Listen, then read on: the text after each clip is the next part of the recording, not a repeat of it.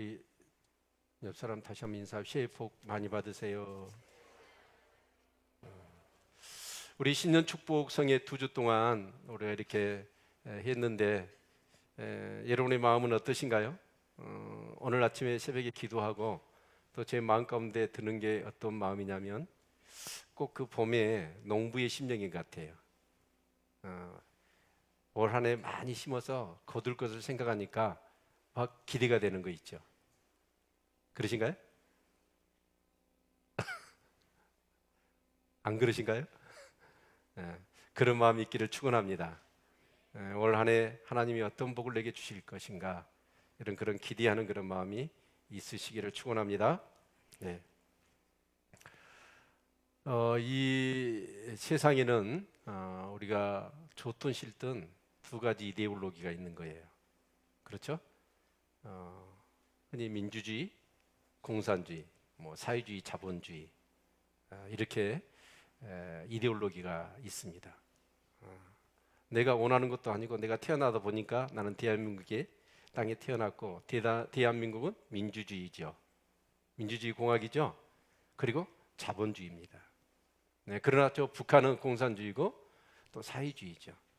그러면 공산주의와 자본주의, 민주주의와 또 사회주의, 이런 부분들을 우리가 한번 비교해 본다면 크게 왜 나눠지냐면 바로 생산 수단이 어떻게 되느냐 하는 것과 이렇게 산출되어지는 어떤 것들을 어떻게 분비하느냐에 의해서 아마 이렇게 형태가 크게 갈리는 것 같아요. 그래서 자본주의, 사회주의, 그런 개념을 우리가 쓰고 있습니다. 네, 그런데 좀 더 이렇게 깊이 들어가서 보니까 결론이 뭐냐면 왜 이렇게 이 자본주의, 그렇게 사회주의로 나누어지느냐, 이데올로기가. 근데 그 근본은 뭐냐면 우리 인간의 이기심을 어떻게 해결하느냐라는 것이죠.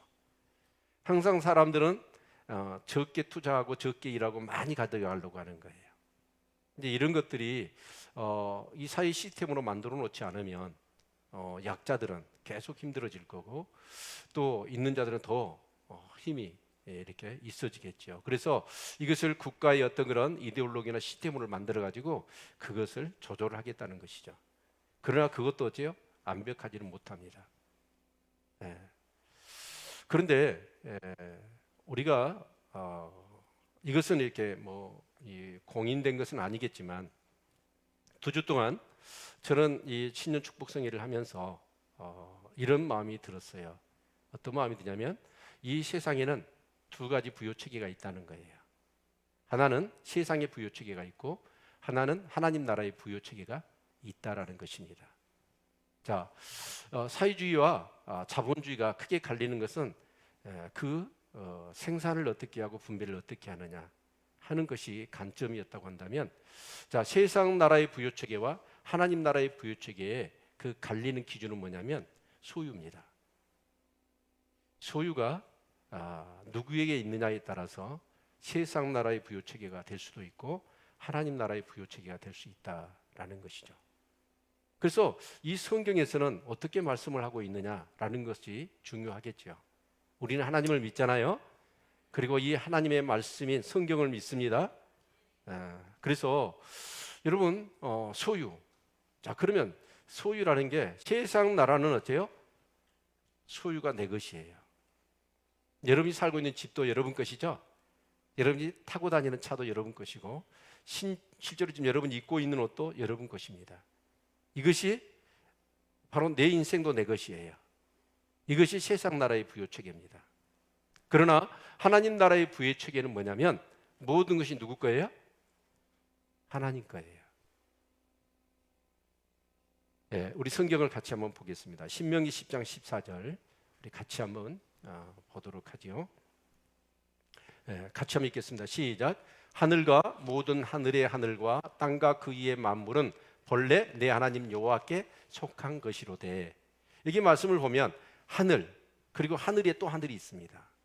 그리고 땅이 있고 땅에 모든 것이 있지요. 근데 이 모든 만물은 본래 누구 거래요? 하나님 것이래요. 믿으십니까? 자, 그러면 진짜 한번 여러분 살고 있는 집 누구 거예요? 아니, 대답이 누구 거예요? 여러분이 타고 다니는 차, 여러분이 입고 있는 옷, 여러분 자신 누구 거예요? 하나님 거예요. 우리는 그걸 알고 있지만 또 알고 있는 대로 살지 못해요. 언제나 우리 어떤 생각을 갖냐면 하나님 것이라고는 얘기를 하지만 내 것이란 생각이 더 강한 거예요. 근데 진짜 하나님 나라의 부요체계에 들어가 있는 사람은 모든 것이 누구 거예요? 하나님 것으로 알고 믿고 그렇게 살아요. 그러나 세상은 뭐냐? 모든 게 내 거예요. 그러면 세상적인 부요체계는 어떻게 될까요? 자, 내 것이니까 내 것을 만들기 위해서 어떻게 합니까? 수단과 방법을 가리지 않습니다. 그래서 악의 다툼이 일어나는 것이죠. 갈등이 일어나는 거예요. 심지어는 전쟁도 불사합니다. 나의 소유를 만들기 위해서. 그러나 하나님의 나라는 뭐예요? 모든 게 하나님 거예요. 그래서 그것을 더 가지려고 그렇게 악의 다툼하거나 여러분 속임수나 사기를 치거나 여러분 그럴 수가 없는 겁니다. 그랬다가는 어때요? 하나님의 것이 우리에게 올 수가 없어요. 자, 그런데 우리 같이 한번 성경을 봅시다. 디모데전서 6장 7절. 같이 읽겠습니다. 시작. 우리가 세상에 아무것도 가지고 온 것이 없음에 또한 아무것도 가지고 가지 못하리니. 여러분 태어날 때 엄마 뱃속에서 나오면서 뭐 들고 태어났어요? 아무도. 여러분 우리가 죽어서 여러분 갈 때는 어떨까요? 뭘 들고 갈 수 있나요? 없어요. 여러분 옛날 선현들이 공수거라고 얘기를 했잖아요. 그런데 이게 어디가 있어요? 성경에 있는 말씀이에요. 아무것도 가지고 온 것도 없고 가지고 갈 수도 없습니다. 그 말의 의미는 뭐예요? 우리 것이 아니다는 뜻이에요. 그렇죠? 네. 저게 여러분 칼럼을 보시면 그 설교의 소두 부분을 제가 적어놨어요. 여러분 읽어보시면 같이 읽으면서 이렇게 보셔도 좋을 것 같습니다. 근데 우리말의 돈은 시사하는 바가 굉장히 있습니다. 왜 돈을 돈이라고 했을까요? 돌고 돈다고 해가지고 여러분 돈이라고 한 거예요. 실제로 영어에 돈을 의미하는 통화, 그것도 뭐예요? 커런시입니다. 커런시란 말에 그 형용사가 뭐죠? 동사가 커렌트, 흐른다는 뜻이잖아요. 그러니까 돈은 뭐냐? 누구의 소유가 아니에요. 이건 뭐예요? 돌고 도는 거예요. 흘러가는 개념이라는 것이죠. 실제로 우리가 신사임당이나 우리 세종대왕 그 돈 가지고 있죠. 그게 내 거예요? 국가 것이에요? 국가 것이에요. 돈은 여러분 국가 재산입니다. 단지 어떤 뭔가를 교환하거나 어떤 가치를 부여하기 위해서 화폐를 만들어서 그걸 가지고 뭘 하게 하는 거예요? 경제가 흘러가도록 한 것이 바로 화폐라는 뜻이에요. 그러니까 결국은 뭐냐면 전부 다가 하나님의 것입니다. 이게 하나님 나라의 부요체계에 살아가는 삶의 그런 백성들의 모습이죠. 자, 계속해서 우리가 성경을 보겠습니다. 창세기 1장 26절 같이 읽겠습니다. 시작. 하나님이 가라사대 우리의 형상을 따라 우리의 모양대로 우리가 사람을 만들고 그로 바다의 고기와 공중의 새와 육축과 온 땅과 땅에 기는 모든 것을 다스리게 하자 하시고, 하나님 성삼위 하나님이, 우리라는 표현은 성삼위 하나님을 얘기합니다. 하나님, 성자 예수님, 성령 하나님께서 이 세상을 창조하실 때 의논하신 거예요. 우리 형상을 따라 사람을 만들자. 그리고 사람을 만들기 전에 6일 동안 다른 모든 이 세상에 존재하는 것들을 다 만드셨습니다. 그리고 그 만든 모든 것을 사람에게 뭐예요? 주었어요. 그리고 그것을 다스리게 하신 거예요. 자, 그런데 하나님께서는 그렇게 모든 것을 우리한테 맡기시면서 하나의 조건을 내세우시죠. 그 조건이 우리 창세기 2장 16절 같이 한번 읽어볼까요? 네. 같이 읽습니다. 시작. 여호와 하나님이 그 사람에게 명하여 가라사대 동산 각종 나무의 실과는 내가 임으로 먹되, 자 17절, 선악을 알게 하는 나무의 실과는 먹지 말라. 내가 먹는 날에는 정령 죽으리라 하시니라. 이게 바로 선악계 언약이에요. 그러니까 하나님이 이 지으신 모든 것을 아담에게 주십니다. 주시면서 뭐라고 그러냐면 하나의 계약을 하시는 거예요. 우리 지금 전셋집을 살 때도 그렇죠. 그 집주인하고 계약을 맺지요. 어떤 계약이에요? 이건 네 것 아니야? 이건 내 거야. 그 증거로 뭘 해라? 계약서를 쓰고 너는 전세 자금으로 얼마씩을 내라 해서 계약을 체결하듯이, 바로 이 선악과의 이 언약은 뭐냐면 모든 주권이 하나님 것이라는 것을 인정하라는 거예요. 그럴 때 이 모든 것을 다스릴 수 있는 권세를 내가 네게 주겠다는 것이죠. 여러분, 그래서 여러분 아담과 하와는 그래서 그 모든 것을 하나님으로부터 이임을 받은 거예요. 자, 그런데 그래서 원래 이 세상의 부요체계는 하나밖에 없어요. 하나님 나라의 부요체계밖에 없었어요. 그런데 여러분, 사단이 와가지고 이 유혹을 하는 거예요. 어떤 유혹은요? 그 계약을 깨트려 버리게 하는 거예요. 근데 여러분, 여기서 중요한 게 뭐냐면 그 사단이 누구한테 찾아가든가요? 언약의 당사자인 아담한테 안 갑니다. 분명히 아담한테 가면 아담은 NO 했을 거예요. 그런데 하하에게 찾아갑니다. 그 하하는 언약의 당사자가 아니거든요. 하나님과 아담이 언약을 맺었거든요. 그리고 언약 맺은 것을 하하에게 아담이 들려줬어요. 그래서 사단은 정확하게 이 하하가 넘어갈 것을 압니다. 그래서 하하에게 선악과를 따먹게 만들어 버리는 거예요. 그래서 여러분, 하하가 선악과를 따먹어요. 여기서 참 중요한 게 있습니다. 여러분, 하나님을 직접 경험하시기를 바랍니다. 하나님의 음성을 직접 들을 수 있기를 바랍니다. 하나님을 직접 체험한 사람은 사단이 유혹에도 넘어가요, 안 넘어가요? 안 넘어가요.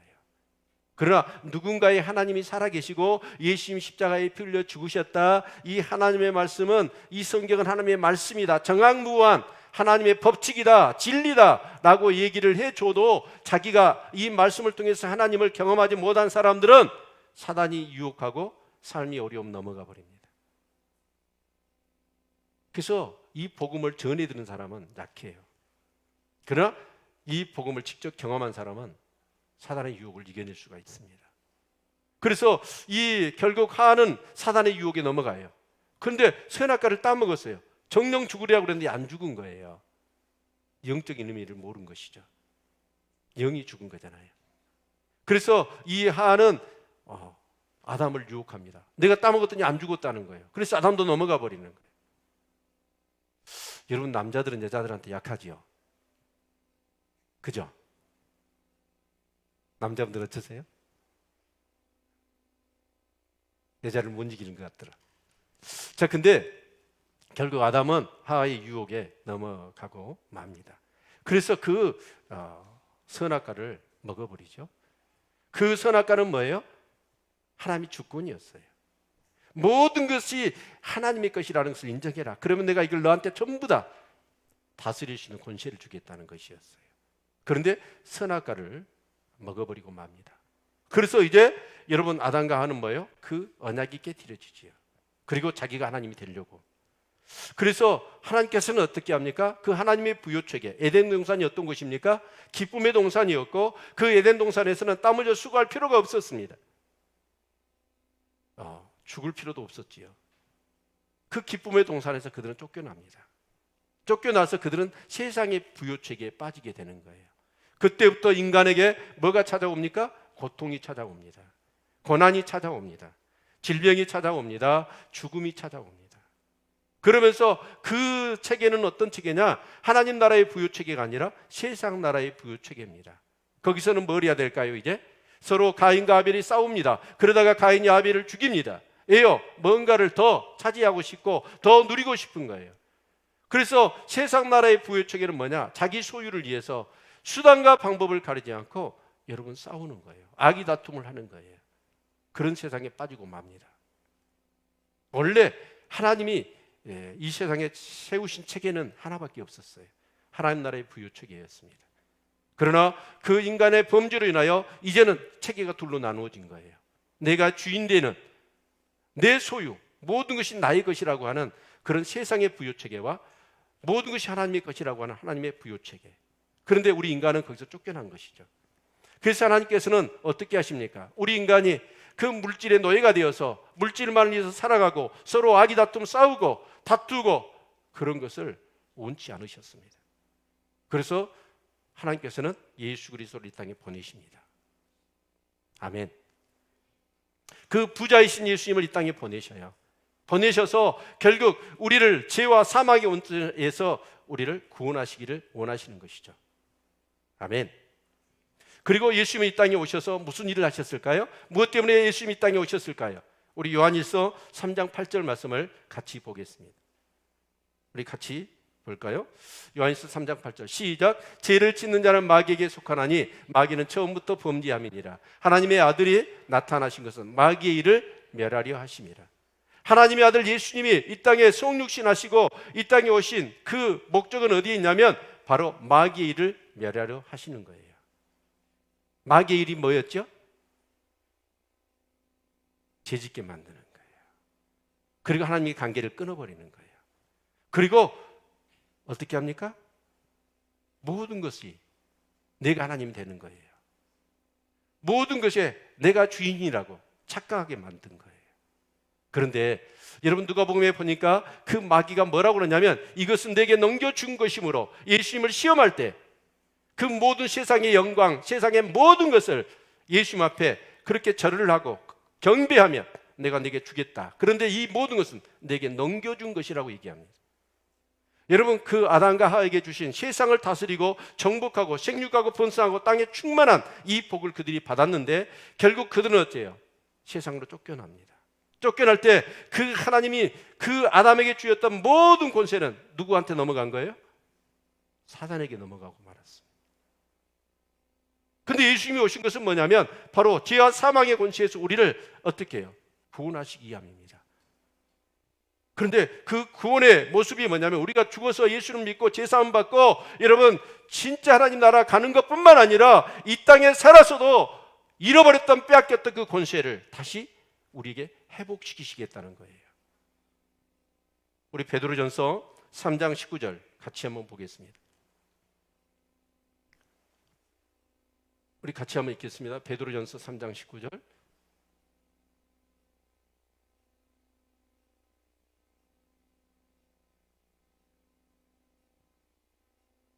베드로전서 3장 19절이 아닌데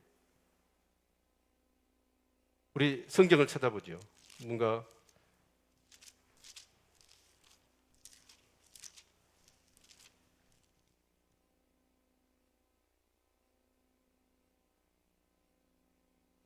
어디 지가복음이 나왔습니다. 어디 문구는 맞는데 주소는 맞는데 어째 내용이 다르죠? 자, 3장 19절 같이 한번 읽지요. 자, 베드로전서 3장 19절 시작. 저가 또한 영으로 옥에 있는 영들에게 전파하시니라. 여러분 저는 누구죠? 예수 그리스도를 얘기합니다. 또한 영으로 옥에 있는 영들에게 전파를 하셨대요. 여기 옥은 어딜까요? 지옥을 얘기해요. 예수님이 십자가에, 그래서 우리 사도신경에 그렇게 신앙하면 장사한 지 어째요? 사흘 만에 부활하셨다고 얘기하잖아요. 그런데 사도신경의 원문은 그렇게 돼. 장사한 지 음부에 내려가시고 사흘 만에 부활하셨다. 음부에 내려가셨다는 내용을 사도신경에서 지워버렸습니다. 근데 여기 베드로전서 여러분 3장 19절 또 베드로전서 4장 6절을 볼까요? 4장 6절 같이 읽습니다. 시작. 이를 위하여 죽은 자들에게도 복음이 전파되었으니 이는 육체로는 사람처럼 심판을 받으나 영으로는 하나님처럼 살게 하려 함이니라. 아멘. 그러니까 예수님이 그 지옥에까지 가신 거예요. 우리의 죄를 대신 지시고 예수님이 여러분 지옥에 가신 거예요. 가셔서 어떻게 했어요? 여러분 그 죄와 사망의 원수에 만약에 죄를 지었다고 한다면 예수님은 어떻게 되는 거예요? 그 마귀의 권세 아래 있는 겁니다. 근데 예수님은 어때요? 죄가 있어요, 없어요? 죄가 없어요. 그러니까 여기에는 하나님의 엄청난 죄가 담겨져 있는 겁니다. 십자가는. 예요? 예수님 죄가 없으셔요. 그런데 마귀는 착각한 거예요. 예수를 죽이면 자기의 이길 줄 알았어요. 그래서 죄 없는 하나님의 아들 예수를 죽여버린 거예요. 그런데 예수님이 죄를 있다면 어찌요? 예수님은 그 죄의 심판 아래 지옥에서 벗어날 수가 없었을 거예요. 그런데 예수님 죄가 없으셔요. 죄가 없었기 때문에 그 지옥에 가셔서도 어떻게 합니까? 그 사단의 권세 아래 있는 게 아니었습니다. 거기서도 뭘 했어요? 그 죽은 자들에게 복음을 전했다는 거예요. 그리고 예수님 부활하신 거예요. 아멘. 그 부활의 증거는 뭡니까? 그 사단이 우리를 죄짓게 가지고 그 모든 인간에게 주었던 그 권세를 다 빼앗아 갔잖아요. 근데 그 부활했다는 건 뭐예요? 우리가 사단에게 빼앗던 그 권세를 다시 우리에게 회복시켜 주셨다는 뜻이에요. 그래서 십자가에 죽으신 예수 그리스도를 믿고 그 부활하신 예수 그리스도를 우리가 믿을 때 그 부활의 권세는 바로 사단을 이기는 권세입니다. 사단이 우리의 모든 것을 빼앗아갔던 것을 다시 우리가 회복해야 되는 권세를 의미하는 것입니다. 아멘.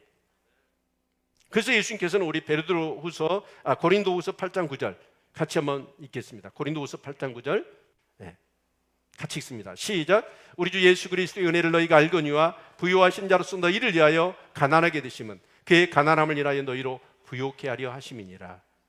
여러분, 그 예수님은 부자였을까요? 가난했을까요? 부자였습니다. 왜요? 그분은 하나님이셨습니다. 아까 말씀드렸듯이 하늘과 땅과 그 땅에 있는 모든 것들이 본래 누구 것이었어요? 우리 하나님 것이었어요. 예수님은 부자입니다. 아멘. 그런 부자이신 예수님이 태어나실 때 어디서 태어났어요? 방 하나가 없어가지고 마구간에 말구이에 태어나셨습니다. 그 정도로 가난하게 되셨고 예수님이 십자가에 죽으실 때는 발가벗겨졌습니다. 우리가 성경에는 앞을 가리고 있지만 예수님은 철저하게 다 발가벗겨진 거예요. 그 옷을 어떻게 했습니까? 군병들이 다 제비 뽑아 나누어 가졌잖아요. 그 정도로 예수님이 가난하게 되셨어요. 근데 그렇게 가난하게 되시면 무엇 때문이라고요? 우리를 부요케 하려 하심이라. 믿으십니까? 바로 그 사단에게 빼앗겼던 모든 하나님이 창조하신 것을 다시 우리에게 주시기 위해서 예수님은 그 마귀를 멸하셨을 뿐만 아니라 가난하게 되신 것이 우리를 부요케 하심이라는 거예요. 아멘. 여러분, 정말 하나님은 우리 예수 그리스도를 보내신 것이 제사함 받고 여러분 구원받아 천국 가는 것뿐만이 아닙니다. 이 땅에서 예수를 믿고 빼앗겼던 그 권세를 회복해서 이 땅에 하나님이 창조하신 모든 것을 다스리고 정복하고 생육하고 번성하고 충만하게 하기 위함입니다. 바로 부유한 자로 만드시기 위함이었다는 사실도 여러분 믿으시기를 바랍니다. 그래서 여러분 아까 세상 나라의 부요체계와 하나님 나라의 부요체계를 말씀을 드렸어요. 세상의 부요체계는 모든 것이 다 내 거예요. 그러나 예수를 믿고 여러분 정말 부활하신 예수님을 믿는 사람들은 이제 그 하나님이 주신 모든 것들이 뭐예요? 다시 회복되어진 건 뭐예요? 하나님의 것을 우리에게 맡기셨다는 것을 회복하는 거예요. 그렇죠? 그래서 우리는 어떻게 살아야 됩니까? 이제 모든 것을 하나님께 우리에게 맡기셨으니까 우리에게 필요한 건 뭐예요? 이 믿음이에요. 믿음을 가지시기를 바랍니다. 그 믿음을 가지고 하나님이 주신 것 그것을 어떻게 해요? 그것이 내가 정복당하는 게 아니에요. 그것이 나의 소유가 아니에요. 바로 하나님의 것이에요. 그 하나님의 것을 내가 어떻게 해요? 청지기로 감당하는 거예요. 그게 뭐예요? 쌓는 게 아니에요. 소유가 아니에요. 그걸 가지고 뭐 하는 거예요? 우리는 심고 베풀고 뿌리고 나누는 것입니다. 그럴 때 하나님 뭐 하시는 거예요? 우리에게 쌓을 것이 없는 복을 주시는 거예요. 아멘. 그래서 우리에게 정말 믿음이 필요한 것 같아요. 아멘. 여러분 모든 것의 공급자는 하나님이신 것을 믿으십니까? 성경은 여러 군데서 그 말씀을 하십니다. 여러분 예수님이 오병이어 7병이어 사건을 작은 어린 소년의 도시락 물고기 2마리 떡 5개로 5,000명을 먹고도 12강줄이가 낫게 하셨습니다. 구약에서는 많은 말씀이 있지만 여러분 왕상 열왕기상 17장에 보면 여러분 엘리사와 사르밧 가부 얘기가 나옵니다. 3년 6개월 동안 비가 오지 않았습니다. 여러분 정말 그 이스라엘 땅에는 너무나 먹을 것이 없었습니다. 근데 이 가부도 어때요? 근근히 살아가다가 마지막 남은 밀가루 그리고 기름 한 방울 그 어린 자식과 함께 살아가면서 그렇게 허기진 배를 움켜쥐다가 도저히 이제 소망이 없으니까 마지막 남은 밀가루와 기름으로 그래도 떡 만들어 놓고 아들하고 먹고 죽으려고 나뭇가지를 주우러 가잖아요. 그때 엘리사가 그 가정을 방문합니다. 그래서 이제 떡을 만들어 놓으니까 그 떡 놔달라고 그럽니다. 근데 이 사르밧 가부가 어떻게 하죠? 그 떡을 줘버립니다. 그때 엘리사는 그 사르밧 과부의 집에 축복합니다. 어떻게 축복하죠? 여러분, 그 밀가루와 기름통에 밀가루를 계속 배불리게 음식을 먹어도 밀가루의 통이 밀가루가 마르지를 않습니다. 기름통의 기름이 마르지를 않아요. 바로 공급자는 누구세요? 하나님이십니다. 여러분, 이 믿음을 가지실 수 있기를 축원합니다. 우리는 뭐 하냐면 소유하고 쌓는 게 아니에요. 우리는 뭐 하냐면 그걸 하나님이 주신 것을 가지고 뭘 해야 되면 베풀고 나누어야 됩니다. 심어야 되는 거예요. 그럴 때 하나님은 뭐 하십니까? 진짜 하나님의 것을 하나님의 것으로 인정하고 내 소유로 삼지 않고 그것을 선한 청지가 되어 하나님의 나라와 영광과 이웃을 위해서 정말 베풀고 나누고 사용할 수 있느냐 하는 그 믿음이 있으면 하나님은 어째요? 하늘 곳간을 여신다는 거예요. 필요한 것을 아낌없이 주신다는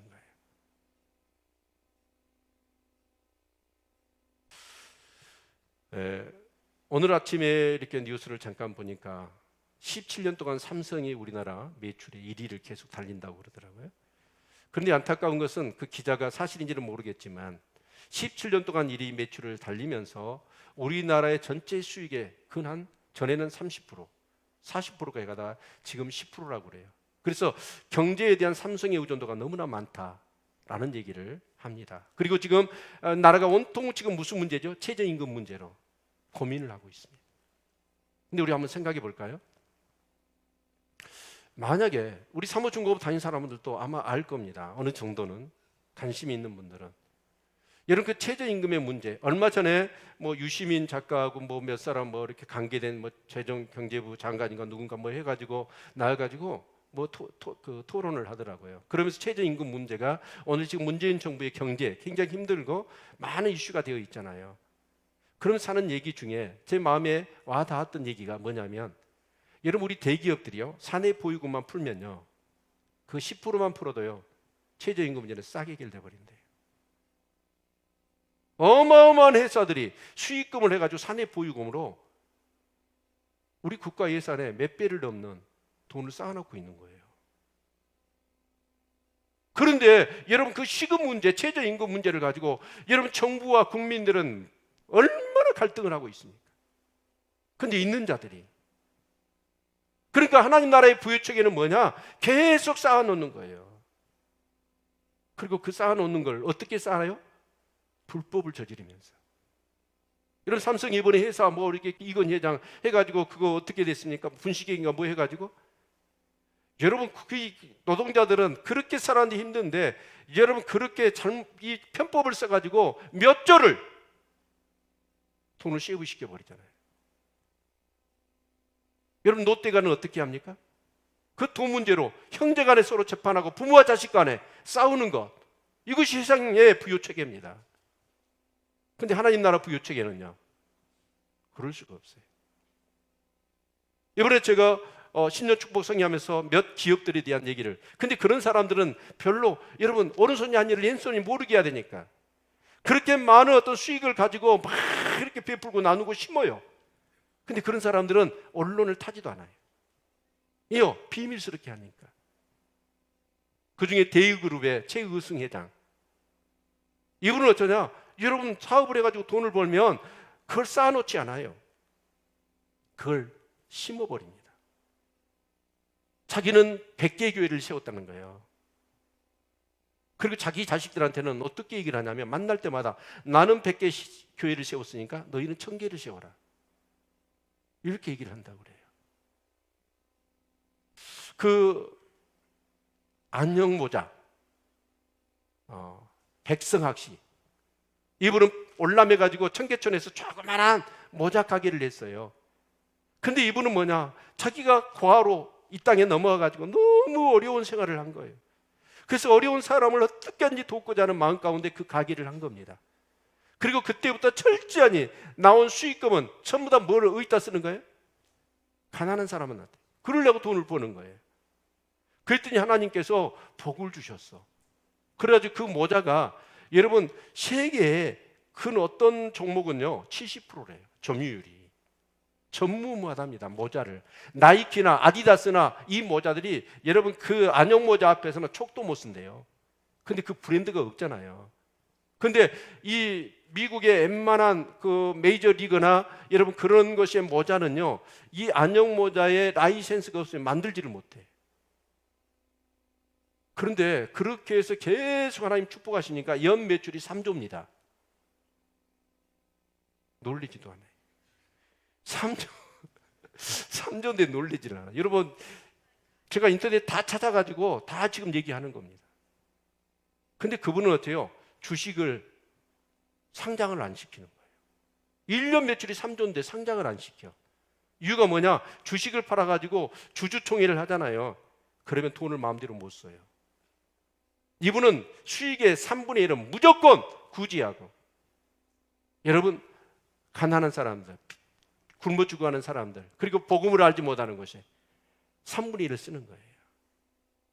그러기 위해서 상장을 안 한대요. 그러니까 여러분, 하나님 나라의 부유축에 이것이 내 것이 아니고 하나님의 것이기 때문에 그걸 가지고 막 어째요? 심는 거예요. 그런 사람들이 의외로 많습니다. 그러면 그렇게 아낌없이 베풀고 나누고 뿌리기만 하면 그러면 어떻게 되느냐? 나 망합니까?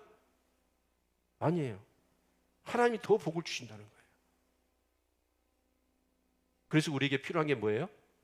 믿음이에요. 여러분, 이 성경은 하나님의 말씀입니다. 인간이 저자가 아니에요.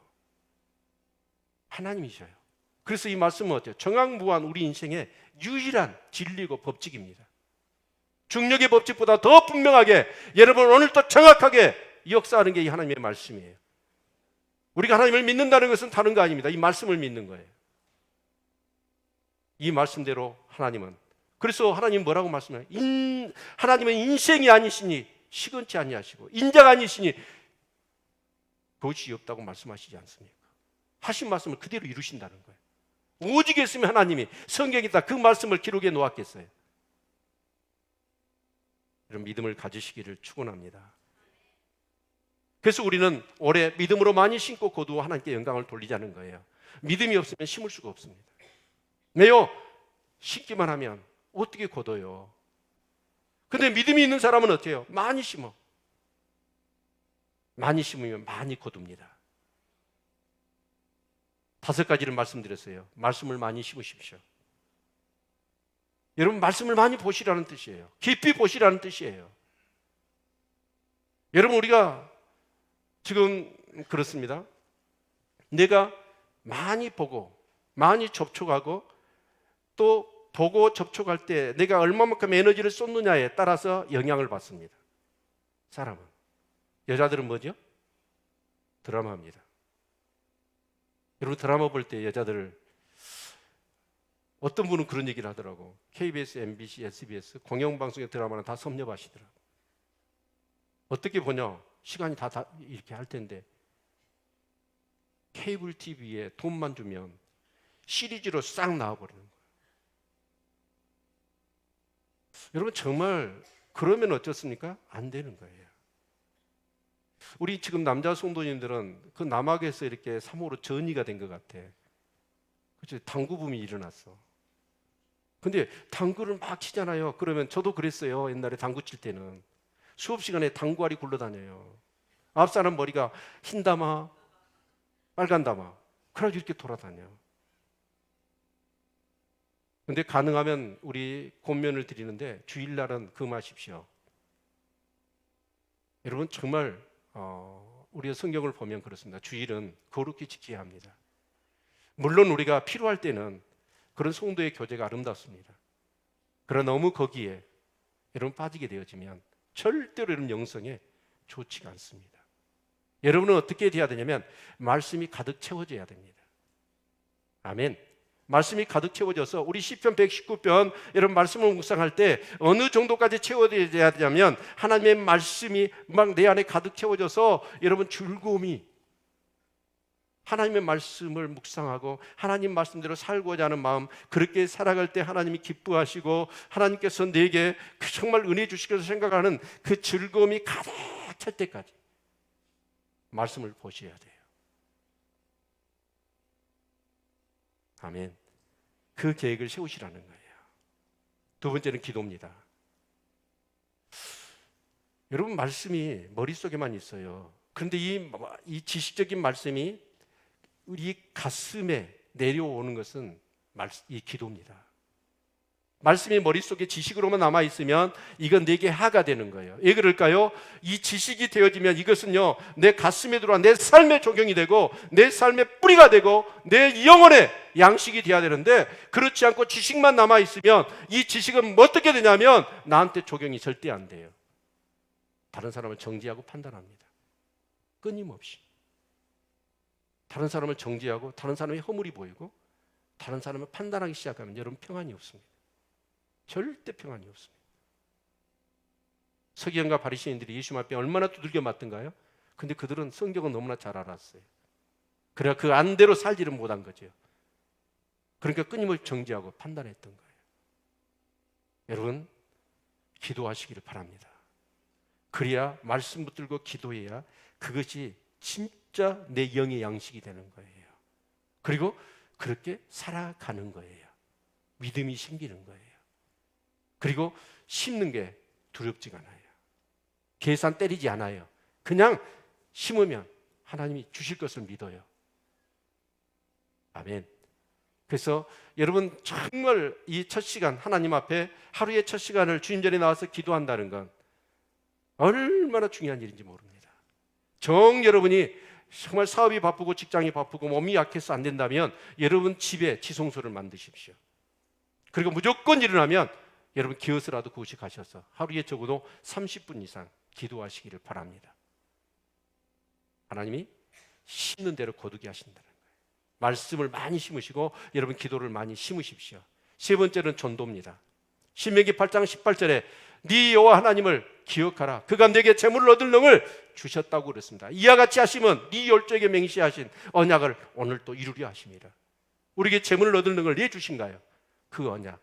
아브라함의 복을 받았죠. 이삭이의 한 해 농사에 100배를 거뒀고 야곱이 그 재산을 네 대로 나누었습니까? 요셉은 애굽의 노예로 팔려갔는데 그가 그렇게 거부가 됐고 애굽의 총리가 됐습니까? 다른 데 있지 않습니다. 그들은 뭐예요? 언약을 이어갈 사람들이에요. 그 집안을 통해서, 그 후손을 통해서 누가 등장해야 됩니까? 예수 그리스도가 등장하셔야 됩니다. 그래서 그들에게 복을 주신 거예요. 이제 우리에게는 예수님이 오셨습니다. 그리고 어째요? 구속의 역사를 이루시고 하늘 승천하셨습니다. 그러나 그분이 다시 오십니다. 심판하러 오실 겁니다. 근데 그 예수 그리스도를 우리는 전해야 됩니다. 천하만민이 복을 받게 하기 위해서 그 예수를 알고 그 복을 받도록 우리가 전도하면 하나님이 우리에게 재물 얻을 능을 주신다는 거예요. 믿으십시오. 그래서 오늘부터 정말 우리 성도님들은 그럴 수 있기를 바랍니다. 시간을 얻든지 못 얻든지, 듣든지 아니 듣든지 우리는 내가 만나는 모든 사람들에게 복음을 증거하십시오. 예수 믿으세요. 예수 믿으면 구원받습니다. 예수 믿으면 복을 받습니다. 그때 그냥 여러분 어두운 침침한 얼굴로 하면 안 되고 내가 기도해야 돼. 기쁨, 주님께서 내게 주신 은혜, 내게 주신 그 놀라운 사랑, 그것들을 기억하시면서 밝고 환하게 만나는 사람한테 오늘 10번 만났으면 10번 만날도 그분에게 예수 믿으라고 복음을 증거하시길 바랍니다. 그러면 짜증을 낼 거예요. 어떤 사람은 어째요? 찬물을 우리 얼굴에 찌끌지도 몰라요.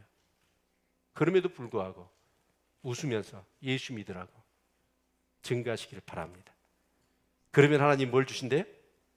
근데 재물 얻는 걸 주셔요. 그런데 그 재물 얻을 능은 그런데 그렇게 여러분 예수 믿으라고 하지만 말고 뭘 하라는 거예요? 물질을 쓰라는 거예요. 밥을 사주라는 거예요. 선물을 사주라는 거예요. 아멘. 맨입으로 하지 마시고 여러분 그러면 그걸 심는 거예요. 그렇게 심으면 하나님이 우리가 생각할 수 없는 방법으로 재물 얻을 능을 주신다는 겁니다. 우리 교인들이 만약에 오늘부터 이 지역에 다니면서 직장에서나 여러분 뭐 어디에서나 만나는 사람들에게 계속 예수 믿으라고 구원받습니다. 복받습니다. 이것이 인사가 되시기를 축원합니다. 그리고 만날 때마다 여러분 필요하면 기도하다가 여러분 그들에게 필요한 것을 조그마한 선물도 줬습니다. 그러면 하나님이 재물을 얻는 걸 주신다는 거예요. 믿음을 가지시기를 축원합니다. 믿음이 있으셔야 돼요. 본전 생각이 나서 못해요. 믿음이 없으면. 세 번째는 물질입니다. 정말 11조 안 하신 분들은 하시기를 바랍니다. 아멘. 성교원금 많이 하시기를 바랍니다. 왜요? 심어야 거두니까. 많이 심으면 많이 거두니까. 한국 교회가요, 물론 목사님들이 잘못한 것이죠. 교회를 너무 크게 지었어요. 근데 그런 교회들이 이단으로 넘어가 버렸습니다. 몇백억. 그런데 왜 그럴까요? 그 계산을 잘못한 것도 있지만 성도들이 11조를 안 하는 거예요. 11조를 안 하니까 어떻게 되는 거예요? 교회가 이단으로 넘어가는 거예요. 여러분, 하나님의 나라는 돈이 있어야 합니다. 아멘. 선교를 하더라도, 전도를 하더라도, 구제를 하더라도 여러분 돈이 있어야 돼요. 그래서 하나님께서는 어째 씹으라는 거예요. 그러면 하나님이 어떻게 하시겠다는 거예요? 채워주시겠다는 거예요. 여러분, 성경은 하나님께서 이렇게 말씀하시더라고요. 도적질 하지 말라. 하나님의 것을 도적질하지 말라. 말라기 3장 10절부터 11절에 보니까 4번 나옵니다. 도적질하지 말란 말이에요. 여러분, 정말 하나님의 것을 도적질하면서 내가 복을 받는다? 복을 받을 것을 기대한다? 이건 말이 안 되는 얘기입니다. 믿음을 가지십시오. 그리고 올 한 해 여러분이 정말 헌금에 대한 플랜을 세우시고 심으시기를 바랍니다. 믿음으로. 정말 우리 교회가 어떤 목사님이 그랬대요. 교인이 몇 명이나 되세요? 그러니까 300명. 와, 그러면 충분히 자립할 수 있겠네요. 예, 그렇죠. 우리 교회는 300명 전부가 11조 합니다. 그런 교회가 있어요? 라고 그랬더니 목사님이 뭐라고 그러냐면 한 30%는 11조를 한대요. 근데 한 70%는 안 하니까 하나님이 온천징수하신대요.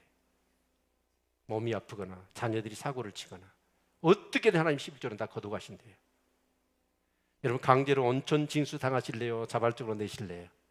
온천징수하면 11조만 그냥 그렇죠? 없어지는 헌금이에요. 그러나 농사가 되는 헌금 100배, 60배, 30배로 농사가 되는 헌금은 뭐예요? 자원에서 기쁨으로 드리는 헌금이에요.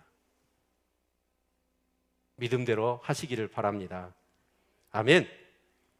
여러분, 의외로 이 세상은 그렇습니다. 어떤 교회 그 지역이 공단이었는가 봐요. 굉장히 회사가 부도가 나가지고 어려웠어요.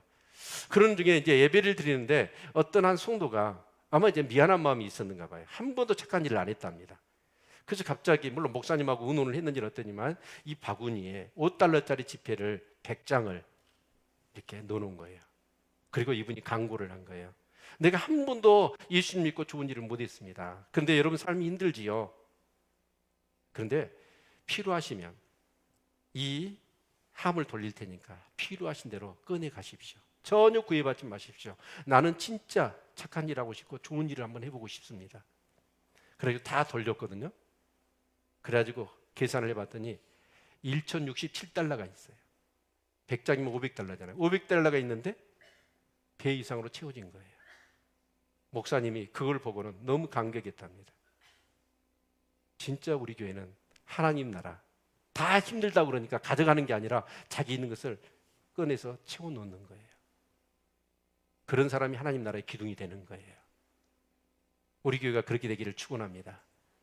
세상 나라의 부요체계가 아니라 이제는 더 가지고 더 쌓으려고 아기다툼하고 여러분 산이라고 먹고 산이라고 걱정하고 염려하고 그런 게 아니라 하나님 나의 공급자세요. 모든 사람이 것이에요. 그래서 아낌없이 믿음으로 많이 심으십시오. 그래서 많이 거두시는 축복의 한 해가 될 수 있기를 주의 이름으로 축원을 드립니다. 잠언 10장 22절 같이 말씀을 볼까요?